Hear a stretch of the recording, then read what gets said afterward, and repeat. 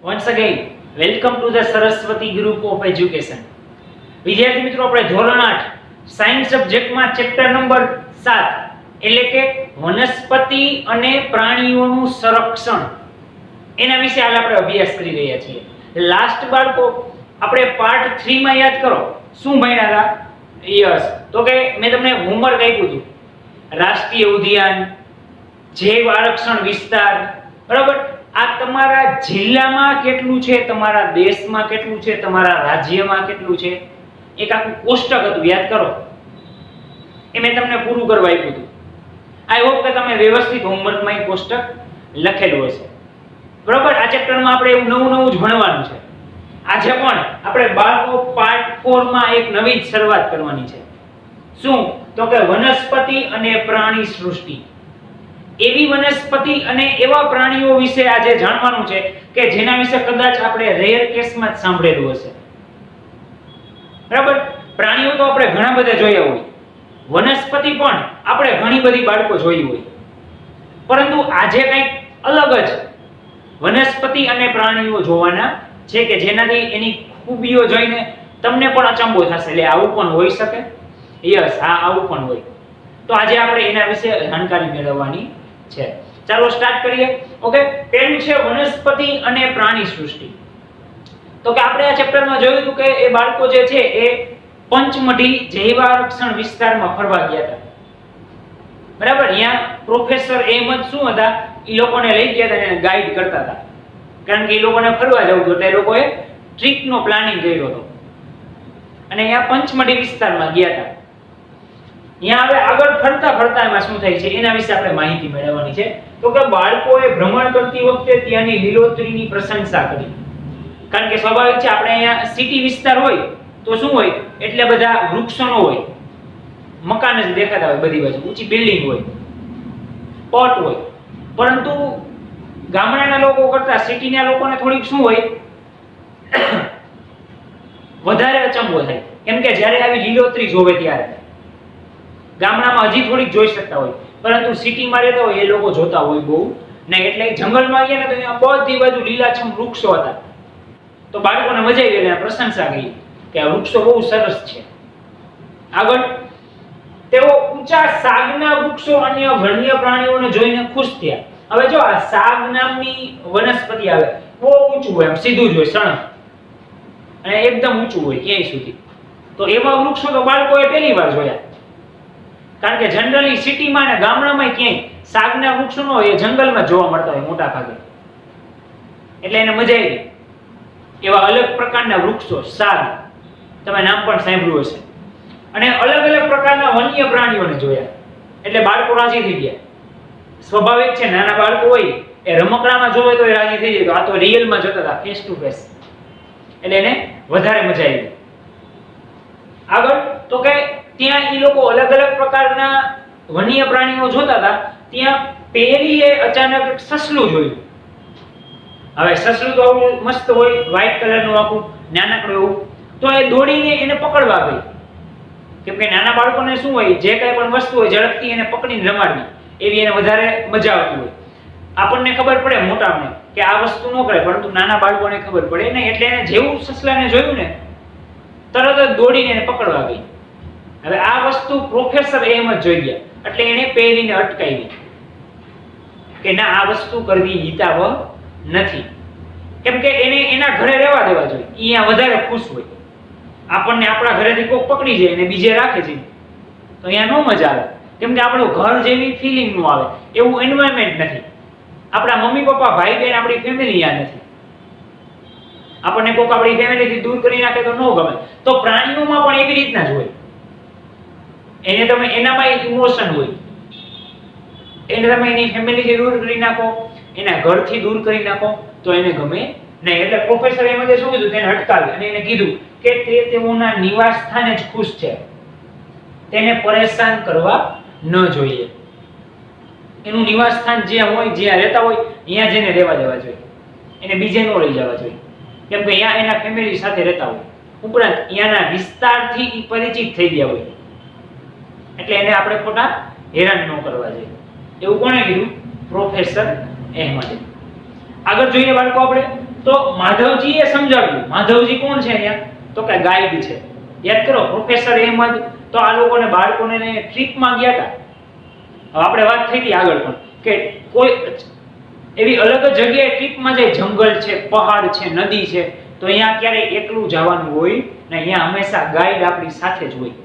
કેમ કે અહીંયા ક્યાં કેવો વિસ્તાર છે, કયા વિસ્તારમાં જવાય, કયો વિસ્તાર ડેન્જર છે, એ આપણને ખબર હોય નહીં, કેમ કે આપણે ફર્સ્ટ ટાઈમ જતા હોય. પરંતુ આ ગાઈડ હોય શું હોય, દરરોજ અલગ અલગ માણસોને અહીંયા ફેરવતા હોય, એટલે એનાથી વિસ્તારથી પરિચિત થઈ ગયા હોય. તો અહીંયા માધવજી શું છે? ગાઈડ છે ત્યાંના. એને સમજાવ્યું કે કેટલાક વન્યજીવો વિશિષ્ટ જગ્યાએ જોવા મળે છે, કે અમુક ફિક્સ જગ્યા હોય ત્યાં જ ઈ વન્યજીવો જોવા મળે. જેમ કે આપણે ગીરના સિંહ, ઈ ગીરમાં વધારે જોવા મળે, બાકી બધે કરતા ઓછા. એવી જ રીતના કેટલીક વનસ્પતિ પણ એવી છે કે જે વિશિષ્ટ જગ્યાએ જોવા મળે. જેમ કે જંગલી આંબો, હમણાં આપણે આ ચેપ્ટરમાં આવશે. આ ઉપરાંત અહીંયા પણ આવી ગયું સાગના વૃક્ષો. તો એ સિટીમાં ક્યાંય તમને ન જોવા મળે, કારણ કે એવડા ઊંચા વૃક્ષો સિટીમાં હોય જ નહીં, થાય જ નહીં. એટલે એ વિશિષ્ટ જગ્યાએ જોવા મળે, એની જગ્યા ફિક્સ જ હોય, ત્યાં જોવા મળતા હોય. ઓકે, તો અહીંયા શું છે કે એવા માધવજી એવું કીધું કે કેટલાક પ્રાણીઓ એટલે કે વન્યજીવો એવા છે કે જે પોતાની વિશિષ્ટ જગ્યાએ જોવા મળે, અને કેટલાક વૃક્ષો પણ એવા છે કે જે ગમે ત્યાં તમને ન જોવા મળે, એની વિશિષ્ટ જગ્યાએ જ જોવા મળે. હવે એ પ્રાણીઓની વિશિષ્ટ જગ્યાને શું કહેવાય? તો કે પ્રાણી સૃષ્ટિ. અને વનસ્પતિ ઈ જગ્યાએ જોવા મળે એવી જગ્યાને વનસ્પતિ સૃષ્ટિ કહે છે. એ વિશિષ્ટ જગ્યા, કારણ કે અહીંયા આપણે જોતા હોય એના કરતા અલગ જ વનસ્પતિ હોય, એટલે એને વનસ્પતિ સૃષ્ટિ કીધી. અને જ્યાં પ્રાણીઓ એવી જગ્યામાં જોવા મળે એને પ્રાણી સૃષ્ટિ કહેવામાં આવે છે. હવે બાળકો આપણે એ જોઈએ કે કયા કયા પ્રાણીઓ અને કઈ કઈ વનસ્પતિ જે વનસ્પતિ સૃષ્ટિ અને પ્રાણી સૃષ્ટિમાં તમને જોવા મળે છે. તો તમે જોઈ શકો છો ચિત્રમાં, અહીંયા સ્લાઇડમાં, કે જંગલી કૂતરો, જે જનરલી શું હોય આપણે સિટીમાં કે ગામડામાં જોવા મળે નહીં. કૂતરા જોવા મળતા હોય, પરંતુ જંગલી કૂતરો જોવા મળે નહીં. બી છે તો કે ચિત્તલ. આ શું છે તો કે હરણનું જ સ્વરૂપ છે, પણ આવા અલગ પ્રકારના હરણ જે હોય એ તમને અમુક પ્રાણી સૃષ્ટિ એટલે કે અમુક હદમાં જ જોવા મળે, બધે જોવા મળે નહીં. એવી રીતના વરુ, આ જોવું હોય તો તમારે કેમ જંગલમાં જ જવું પડે. એ શેરીમાં કૂતરા, ગાય, ભેંસની જેમ તમને જોવા મળે નહીં. પછી છે દીપડો, તો એ તમે જાણો છો દીપડો જંગલમાં જ રહે, એ ક્યાંય બીજે જોવા મળે નહીં. પછી જો હંસરાજ, આ હંસરાજ શું છે તો કે એક પ્રકારની વનસ્પતિ છે. આપણે વાત કરી ને અમુક પ્રકારની વનસ્પતિ જે છે એ અમુક વિસ્તારમાં જોવા મળે, બરાબર?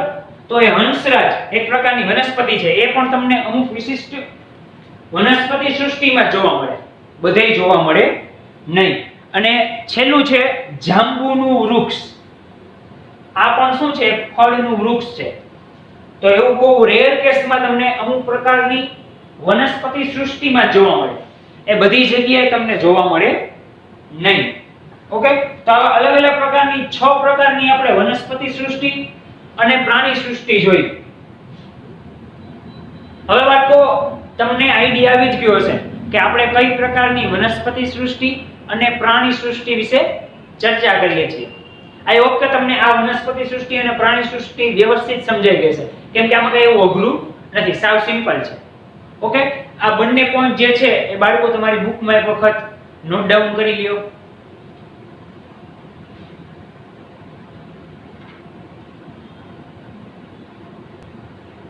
વનસ્પતિ અને પ્રાણી સૃષ્ટિ કમ્પ્લીટ કર્યા બાદ હવે બાળકો આપણે આગળ વધીએ. હવેનો ટોપિક શું છે તો કે સ્થાનિક જાતિઓ. હવે પહેલા એનું મીનિંગ શું થાય? સ્થાનિક જાતિ એટલે કે એ પ્રકારની જાતિ, પછી વનસ્પતિની હોય કે પ્રાણીની હોય, એ પ્રોપર એ જ સ્થાનમાં જોવા મળતી હોય તો તેને ત્યાંની સ્થાનિક જાતિઓ કહે છે. જેમ કે હમણાં આપણે જોયું કે સાગના વૃક્ષો છે ગમે ત્યાં ન જોવા મળે, એ જંગલમાં જ જોવા મળે. પછી હંસરાજ, જાંબુડિયો, આ બધા શું છે તો કે ઈ સ્થાનિક જાતિઓ છે, અમુક સ્થાનમાં જ જોવા મળે. જેમ કે એને મોટી ખિસકોલી જોઈ હતી, તો આપણે ગામડામાં અને સિટીમાં ખિસકોલી જોવા મળે, પરંતુ એવડી મોટી વિશાળ ખિસકોલી જે ઈ લોકોએ જોઈ હતી એવી જોવા મળતી નથી. ઓકે, તો એને સ્થાનિક જાતિઓ કહે છે કે જે પ્રોપર સ્થાનમાં જ જોવા મળે. એના વિશે હાલ આપણે માહિતી મેળવવાની છે. ઓકે, તો સ્ટાર્ટ કરીએ. બાળકો ઝડપથી ગાઢ જંગલમાં પ્રવેશ્યા. ત્યાં તેઓ એક વિશાળ ખિસકોલીને જોઈને આશ્ચર્યચકિત થઈ ગયા. હવે ગાઢ જંગલ હોય, તમે જાણો આપણે મૂવીમાં જોતા હોય તો એમાં આપણને અજુગતું લાગે. એવો ફૂલે ગાઢ જંગલ હોય, નીચેથી જતા હોય, પ્રાણીઓનો અવાજ આવતો હોય, આમ ફીલિંગ આવે એટલે મજા આવે. આપણને એમ થાય હાલો આપણે જંગલમાં આવે છે. ઓકે, તો બાળકો એવા ગાઢ જંગલમાં ગયા. જેવા એ હાલતા હતા ને એને બધાએ મોટી વિશાળ ખિસકોલી જોઈ અને એ લોકો આશ્ચર્યચકિત થઈ ગયા, કેમ કે ઈ ત્યાંની સ્થાનિક જાતિ હતી. ઈ બધે જોવા મળે નહીં, પ્રોપર સ્થાને ત્યાં જ જોવા મળે. એટલે એ લોકોને આશ્ચર્યચકિત થઈ ગયા, કેમ કે અત્યાર સુધી આવડી મોટી વિશાળ ખિસકોલી એ લોકોએ જોઈ નહોતી. આગળ જોઈએ. આ ખિસકોલીની પૂંછડી પીછાકાર છે, એટલે કે એની પૂંછડીમાં પીછા હતા. વિચારો, પીછા જેવી એની પૂંછડી હતી. એટલે એને વધારે આશ્ચર્યચકિત થયા બાળકો, અને એને મજા આવી આવી અલગ પ્રકારની ખિસકોલી જોઈને. એટલે જનરલી આવી ખિસકોલી એ લોકોએ ક્યારેય જોઈ નહોતી, એટલે એ લોકો ખુશ થયા બાળકો, કેમ કે એની પૂંછડી પીછાવાળી હતી. આગળ જોઈએ. વનસ્પતિ અને પ્રાણીઓની જો અહીંયા વ્યાખ્યા છે. વનસ્પતિ અને પ્રાણીઓની એવી જાતિઓ કે કોઈ એક જ ક્ષેત્રમાં વિશિષ્ટ રૂપે જોવા મળે તેને સ્થાનિક જાતિ કહે છે. ઈ એક જ ક્ષેત્રમાં, જો લખેલું છે એક જ ક્ષેત્રમાં, બધે જોવા મળે નહીં, કોઈ એક ક્ષેત્ર ફિક્સ હોય. જેમ કે આપણે વાત કરીએ ટાઈગર, પણ બેંગાલ ટાઈગર તો કે પશ્ચિમ બંગાળમાં જ હોય. તો એ શું થયું? એક જ ક્ષેત્ર થયું ને, ત્યાં જોવા મળે. તો એ શું થાય? ત્યાંની સ્થાનિક જાતિ થઈ. એમ અહીંયા આ જે પીછાકાર વિશાળ ખિસકોલી હતી એ ત્યાંની સ્થાનિક જાતિ છે, કેમ કે એક જ ક્ષેત્રમાં જોવા મળે, બધે જોવા મળતી નથી. બધે જોવા મળે ખિસકોલી, પણ એ સાદી હોય. આના જેવી પીછાવાળી ખિસકોલી જોવા મળતી નથી. એટલે એવી જે એક જ ક્ષેત્રમાં જોવા મળે એને સ્થાનિક જાતિ કહેવાય. ઓકે, આની વ્યાખ્યા ક્લિયર. આગળ વધીએ. કોઈ વિશિષ્ટ પ્રકારની વનસ્પતિ અને પ્રાણીઓ કોઈ વિસ્તાર, રાજ્ય તથા દેશની સ્થાનિક જાતિ હોઈ શકે છે. હવે એમાં વનસ્પતિ હોય તોય ચાલે અને પ્રાણીઓ હોય તોય ચાલે. જેમ કે હમણાં જ તમને વાત કરી બેંગાલ ટાઈગર, તો બેંગાલ પશ્ચિમ બંગાળ એક રાજ્ય છે, ત્યાંની સ્થાનિક જાતિ. ગુજરાત રાજ્ય છે, ગીર એક પ્રકારનું શું થયું? વિસ્તાર થયો. ગીર રાજ્ય નથી, ગીર દેશ નથી, પણ ગુજરાત રાજ્યમાં એક પ્રકારનો વિસ્તાર છે જેનું નામ છે ગીર. તો ત્યાંની ગીરના સિંહ છે એ ત્યાંની સ્થાનિક જાતિ છે. બરાબર? એટલે કોઈ દેશમાં હોઈ શકે કે એવી વનસ્પતિ છે કે એવા વન્ય જીવો છે કે ફક્ત ઈ એક જ દેશમાં જોવા મળે છે, બીજા એક દેશમાં જોવા મળતા નથી. તો એ શું છે? ત્યાંની સ્થાનિક જાતિ થઈ ગઈ. એ પછી વિસ્તાર હોય, રાજ્ય હોય કે દેશ હોય. ઓકે, આગળ વધીએ. માધવજીએ પંચમઢી, એ લોકો કઈ વિસ્તારની મુલાકાત લેવા ગયા હતા? પંચમઢી જૈવ આરક્ષણ વિસ્તાર, એની મુલાકાતમાં ગયા હતા. એટલે માધવજીએ પંચમઢી આરક્ષિત ક્ષેત્રમાં સાલ અને જંગલી આંબાના ઝાડને બતાવી સ્થાનિક વનસ્પતિનું ઉદાહરણ આપ્યું. હવે આ પંચમઢીમાં જંગલી આંબા અને સાલ બહુ થાય. આ શું છે? એક પ્રકારની વનસ્પતિ છે જંગલી આંબા. આપણે આંબા તો નોર્મલી જોયા જ હોય, બરાબર, પરંતુ જંગલી આંબા એના કરતા વિશાળ હોય. ઓલા આંબાની હાઈટ મીડિયમ હોય, એનાથી બહુ ઊંચા ન જાય, પણ જંગલી આંબા તમે જો કેવડા મોટા ઊંચા હોય. એટલે માધવજીએ સાલ, ઓઢવાની સાલ આવે ને, સાલ એક પ્રકારની વનસ્પતિ આવે, ઈ અને આ જંગલી આંબા બે બતાવ્યા અને કીધું કે આ જે છે એ ત્યાંની સ્થાનિક જાતિ છે. ઓકે, એ અહીંયા જોવા મળે, આના સિવાય બીજે ક્યાંય તમને જોવા મળતી નથી. આગળ બાયસન એટલે કે એક પ્રકારનો જંગલી બળદ. આ ઉપરાંત વિશાળ ખિસકોલી એને જોઈ હતી, એની સાથે સાથે એને ઉડતી ખિસકોલી પણ જોઈ. વિચારો, પીછાવાળી પાંખુંવાળી ઉડતી ખિસકોલી જોઈ. હવે અત્યાર સુધી આપણે પીછાવાળી મોટી વિશાળ ખિસકોલી જોઈ, ઓકે, પરંતુ આ તો ઉડતી ખિસકોલી આખું નવું જ આવ્યું ઉદાહરણ. એને જોઈએ એટલે એ લોકો વધારે અચંબો પામે અને મજા આવી, આશ્ચર્યચકિત થઈ ગયા બાળકો. એમ કે ઉડતી ખિસકોલી એવું પહેલું ઉદાહરણ હતું લોકોએ જોયું હતું. તો એ પણ શું હતી? ત્યાંની સ્થાનિક જાતિ હતી. પરંતુ આ બધાય અત્યારે નાશ થઈ ગયો, એનો વિનાશ થઈ ગયો. શું કામ? કારણ કે એના રહેઠાણનો નાશ થવાથી તેમના અસ્તિત્વને જોખમ લાગેલું છે. એમનો રહેઠાણ એટલે શું? એમનો ખોરાક, એમના રહેવાની જગ્યા, આજુબાજુનો વિસ્તાર, આ બધું ધીમે ધીમે નાશ થઈ ગયું અને અહીંયા અલગ પ્રકારની નવી પ્રજાતિઓ રહેવા લાગી. એટલે બીજા પ્રકારના પ્રાણીઓ અને પશુઓ રહેવા માંડ્યા. તો એ શું થઈ ગયો? એની પ્રજાતિનો ધીમે ધીમે નાશ થવા માંડ્યો અને એની પ્રજાતિ અસ્તિત્વમાં જોખમ થઈ ગયું. એટલે કે હવે લાંબો સમય એની પ્રજાતિ ટકી શકે એવું લાગતું નથી, કેમ કે ત્યાંના વૃક્ષો કપાવા માંડ્યા. તો ઉડતી ખિસકોલીઓ તો સ્વાભાવિક છે ક્યાં રહે? વૃક્ષો ઉપર જ રહેતી હોય, તો એના અસ્તિત્વને ધીમે ધીમે જોખમ થવા લાગ્યું. ઓકે બાળકો, તો આ 3 પોઈન્ટ એક વખત તમારી બુકમાં નોટ ડાઉન કરી લ્યો.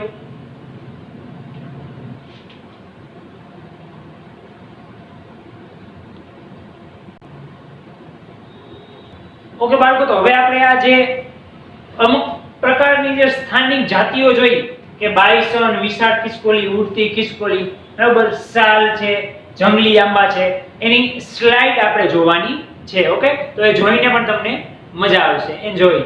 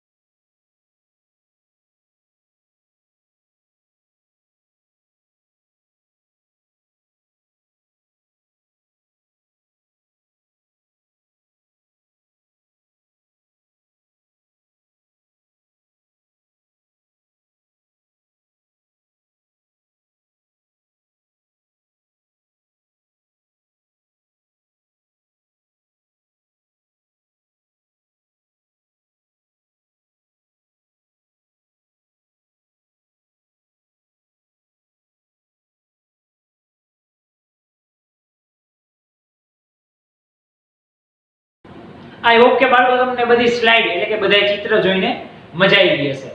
ઓકે, હવે આ ચેપ્ટરમાં આપણે આજના સેશનમાં શું જોયું કે અમુક પ્રકારની વનસ્પતિ સૃષ્ટિ અને પ્રાણી સૃષ્ટિ વિશે માહિતી મેળવી. કયા કયા પ્રકારની વનસ્પતિ પ્રાણી સૃષ્ટિ?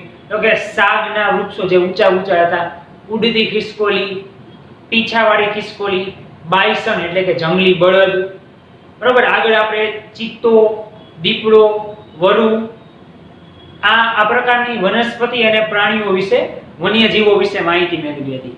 ઓકે, આઈ હોપ કે તમને આ લેક્ચર વ્યવસ્થિત રીતે સમજાઈ ગયો છે. આ ઉપરાંત બીજા ભાગમાં આપણે ત્યાંની સ્થાનિક જાતિઓ વિશે ચર્ચા કરી કે સ્થાનિક જાતિ એટલે શું?